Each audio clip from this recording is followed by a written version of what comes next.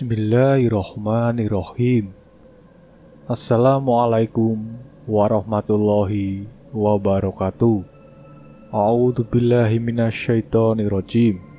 Ya Allah, ya Tuhanku, aku berlindung kepadamu dari bisikan-bisikan setan, dan aku berlindung pula kepadamu ya Allah, agar mereka tidak mendekati aku.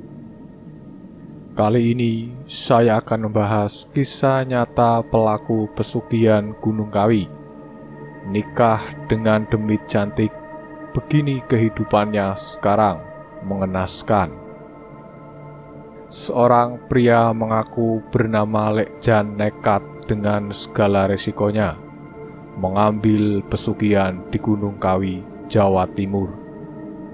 Lekjan mengambil pesugihan dikarenakan banyak hutang yang harus dibayar dan ingin membuat keluarganya hidup makmur serta layak.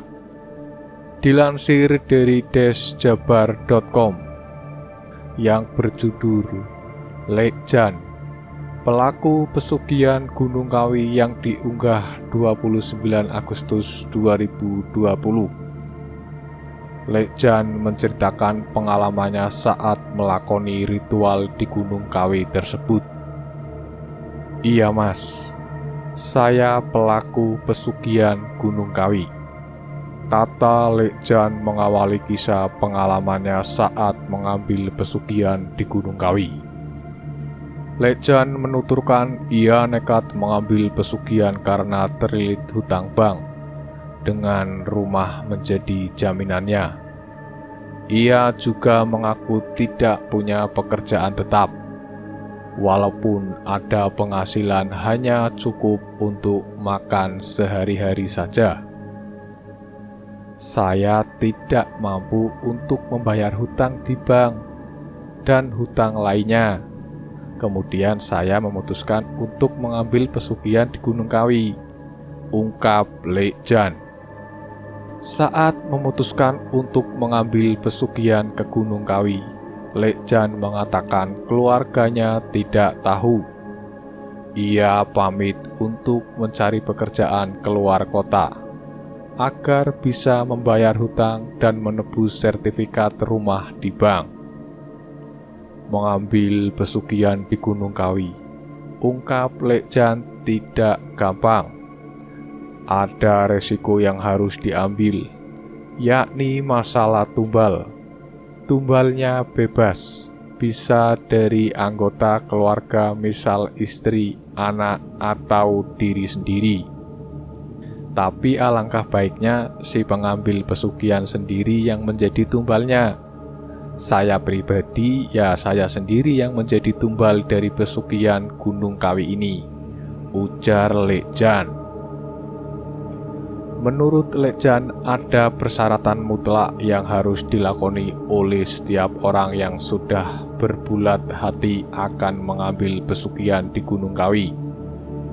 Saya awalnya dibantu juru kunci Gunung Kawi, kemudian saya disuruh mandi, lalu saya disumpah untuk tidak mundur dalam mengambil pesugihan yang akan saya lakoni ini, kata Lekjan. Selesai menjalani ritual awal, Lekjan mengaku dibawa ke satu tempat di tengah Gunung Kawi. Oleh juru kunci, Lekjan diharuskan bersemedi di tempat tersebut selama 9 hari 9 malam.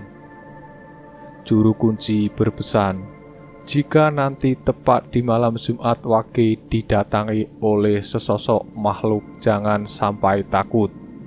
Begitu pula jika ada gangguan jenis jin atau makhluk halus lainnya, jangan sampai mundur. Dan jika ujian tersebut sudah selesai, sampean atau saya akan ditemui oleh sosok perempuan yang ingin dijadikan istri dan ingin berhubungan badan dengan sampean untuk semalam, kata Lekjan, menirukan pesan juru kunci.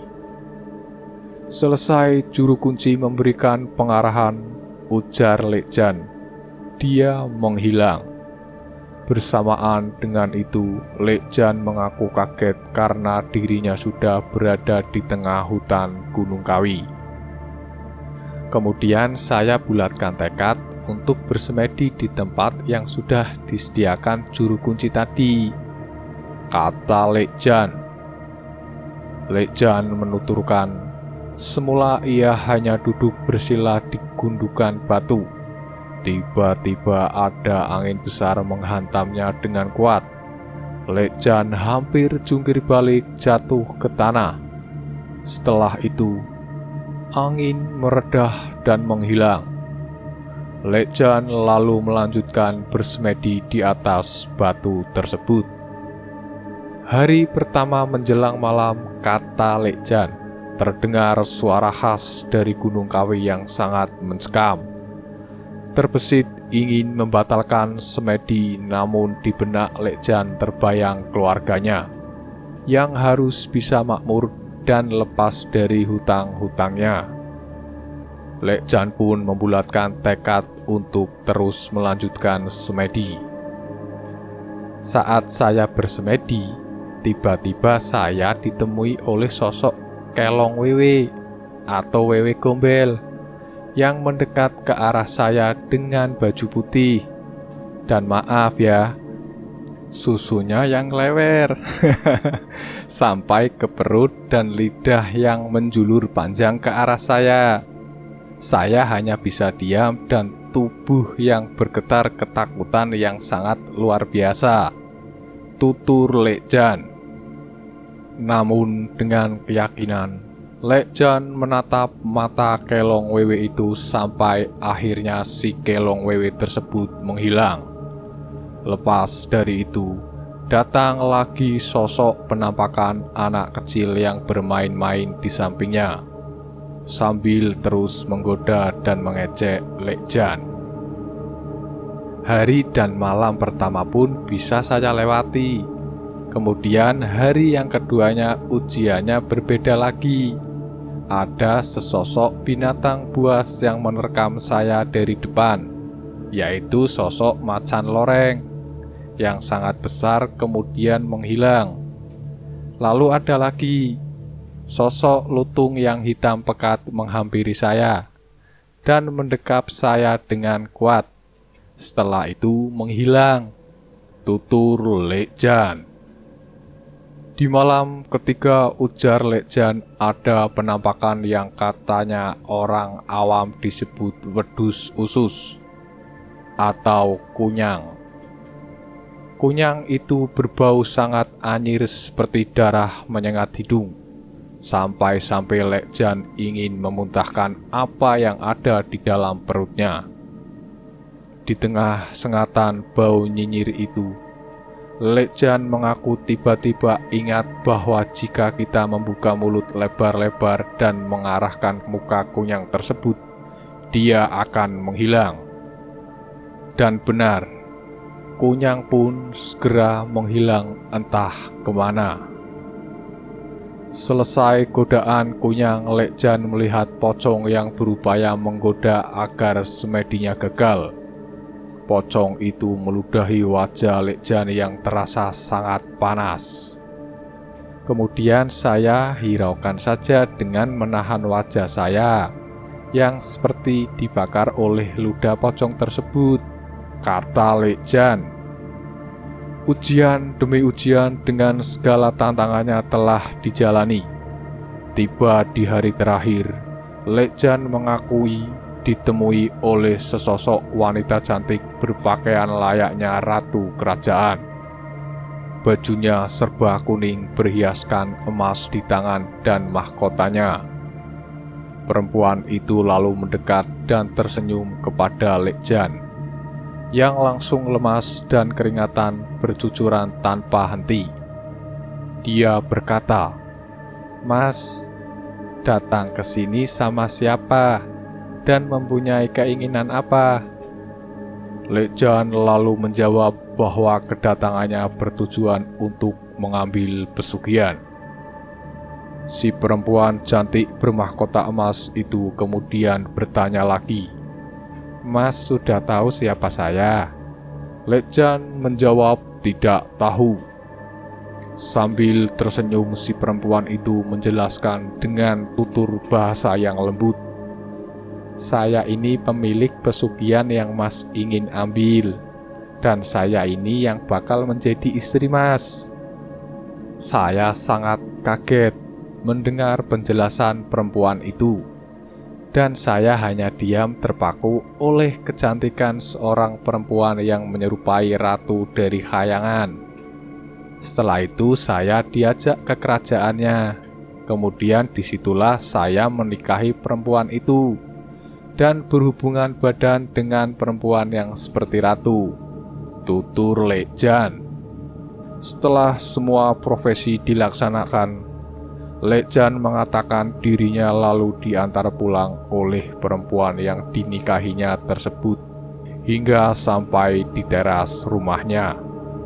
Lalu perempuan itu meminta Lekjan menyiapkan satu kamar yang kosong jika dirinya berkunjung di setiap malam Jumat Wage untuk mengantarkan uang dan memenuhi kebutuhan dia untuk berhubungan badan dengan Lekjan. Saya menyiapkan satu kamar tempat penyimpanan barang bekas yang sudah tidak terpakai. Kemudian saya membersihkan kamar tersebut dan hanya memberikan alas tikar seadanya, ujar Lekjan.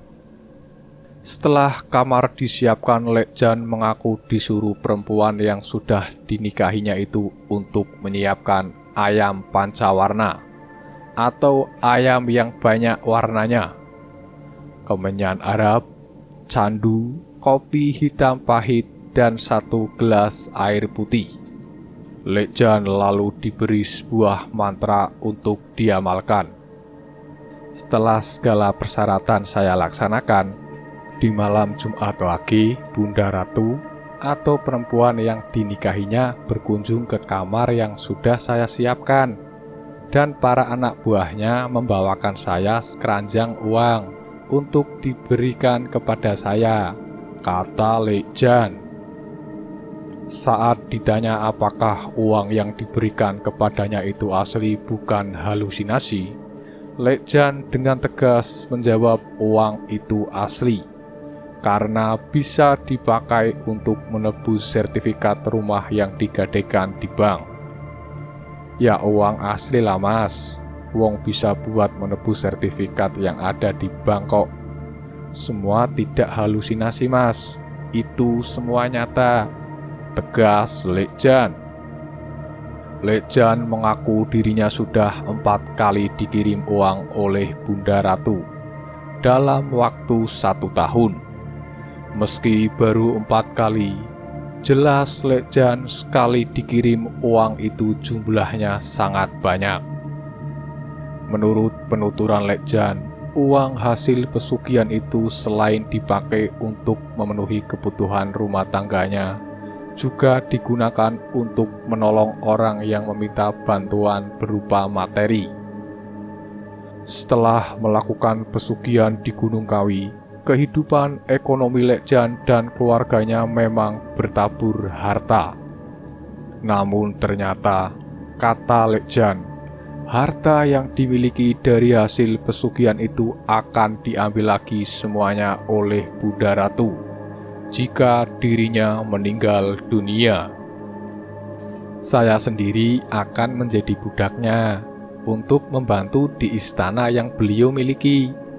Tapi jika ada yang meneruskan dari pesugihan yang saya lakukan ini, entah itu anak saya, entah itu istri saya, kerabat saya, maka pesugihan ini akan terus berlanjut. Tapi kalau tidak ya sudah berakhir sampai saya meninggal, ungkap Lekjan. Lekjan mengatakan sekali orang sudah terlanjur membuat perjanjian dengan demit dalam pesugihan, maka orang itu tidak bisa lepas dari perjanjian tersebut. Siapapun orangnya tidak bakal bisa mengakhiri.